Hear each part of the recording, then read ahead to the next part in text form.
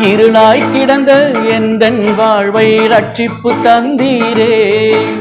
அநேகர் வாழ்வை வெளிச்சமாய் மாற்றும் விளக்காய் வைத்தீரே.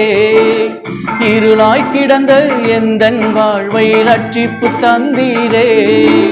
அநேகர் வாழ்வை வெளிச்சமாய் மாற்றும் விளக்காய் வைத்தீரே. இயேசுவே உந்தன் அன்பையே பாடிடுவே.